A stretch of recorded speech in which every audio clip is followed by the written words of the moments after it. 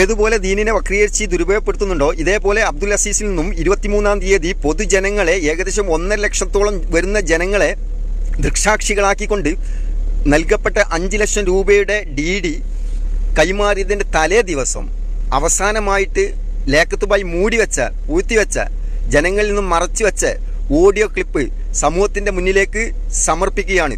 ലേഖത്തുബായിയെ ഡിബേറ്റിന് പൊതുസമൂഹം മുന്നോട്ട് തയ്യാറാക്കി കൊണ്ടുവരുമെന്നുള്ള വിശ്വാസത്തിന്റെ മുകളിൽ പൊതുസമൂഹത്തിന്റെ മുന്നിലേക്ക് സമർപ്പിക്കുന്നു.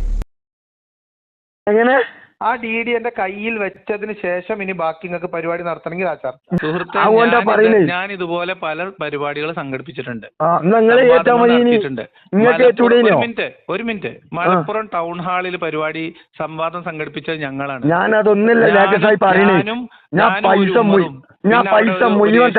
പ്രായമുള്ള ഒരാളും ഞങ്ങളോട് പറഞ്ഞില്ല മുഴുവൻ ചെലവ് വഹിച്ചോളങ്ങൾ പറ്റിയൊരു സേലടിക്കുന്നല്ലോ ഞാൻ പറഞ്ഞിട്ടുണ്ടായിട്ടുള്ളൂ. ഞാൻ പറഞ്ഞ എന്താണ്, ഞാൻ പറഞ്ഞത് ഈ പരിപാടി നടത്തൽ ഒരു ആനത്തലയൊന്നും അല്ല. ഇതിപ്പോ ഫർദർ എന്ത് സംസാരവും നിങ്ങൾ വാക്ക് പാലിക്കുന്ന ഒരു ഘട്ടം കടന്നതിന് ശേഷം നിങ്ങൾ DDന്റെ അടുത്ത് തന്നോളിയും, ഞാനത് എൻക്യാഷ് ചെയ്യാതെ വെയിറ്റ് ചെയ്യാം.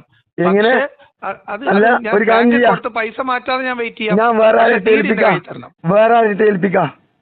നിങ്ങൾ എവിടെ ഏൽപ്പിക്കും?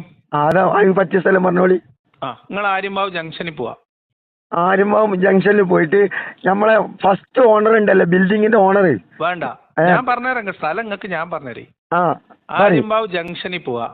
ആര്യമ്പാവ് ജംഗ്ഷനിൽ ചെന്നിട്ട് ആ ജംഗ്ഷനിലെ റൈറ്റ് സൈഡിൽ ഒരു ഫുഡ് പാർക്ക് എന്ന് പറഞ്ഞൊരു ചെരുപ്പ് കട ഉണ്ട്. അതിലെ അഡ്രസ്സില് എനിക്ക് പാസ്പോർട്ടും ലൈസൻസും എല്ലാ സാധനം അവിടെ വരുന്നത്. ഇപ്പോഴും ബാങ്കിൽ നിന്ന് നോട്ടീസ് എന്തെങ്കിലും കാര്യങ്ങൾ ഉണ്ടെങ്കിൽ ചെക്കോ ATM ഒക്കെ അങ്ങോട്ടാ വരിക. അത് അവിടെ തന്നെ വന്നാ വാങ്ങുക. മനസ്സിലായോ? അപ്പൊ അതുകൊണ്ട് നിങ്ങളൊരു കാര്യം ചെയ്യേ. അത് ഞാൻ നിങ്ങളോട് അന്ന് പറഞ്ഞല്ലോ, നിങ്ങൾ അതിന്റെ പേരിൽ രജിസ്റ്റേർഡ് പോസ്റ്റ് അയച്ചോ. ഒപ്പിട്ട് ഞാൻ കൈപ്പറ്റുമല്ലോ. നിങ്ങൾക്ക് തെളിവായി, എന്റെ അടുത്ത് തെളിവായി. നിങ്ങൾ ഈ സാധനം 2 എണ്ണം ഒരു ഫോട്ടോ എടുക്കുന്നു, കവറിലാക്കുന്നു, രജിസ്റ്റേർഡ് തപാലിൽ അയക്കുന്നു. ഞാൻ അത് രജിസ്റ്റേർഡ് തപാലിൽ പൊട്ടിച്ച് വാങ്ങുന്നു. അത് വാങ്ങുന്നത് മുതൽ പൊട്ടിക്കുന്നത് മുതൽ എന്റെ അടുത്ത് കിട്ടുന്നതൊക്കെ ഞാൻ ലൈവ് കറക്റ്റ് ആയിട്ട് വീഡിയോ ഷൂട്ട് ചെയ്ത് തരാം. നിങ്ങൾക്ക് പറ്റുന്നോളിയും. പക്ഷെ ഒന്നില്ലെങ്കിൽ 2 ഓഡിറ്റോറിയം ഏൽപ്പിച്ചിനല്ലോ. ഏത് ഓഡിറ്റോറിയം? ഒന്ന് ലാസ്റ്റ് നമ്മൾ ഏറ്റവും ഓഡിറ്റോറിയം.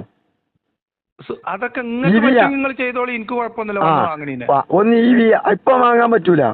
പിന്നെ ഓരോ കയ്യിലോടെ വെക്കും. ഈ സംവാദം കഴിക്കാൻ അങ്ങനത്തെ വിഷയമല്ല. സംവാദം ഇനി നടത്തണോ? നടത്തണോ.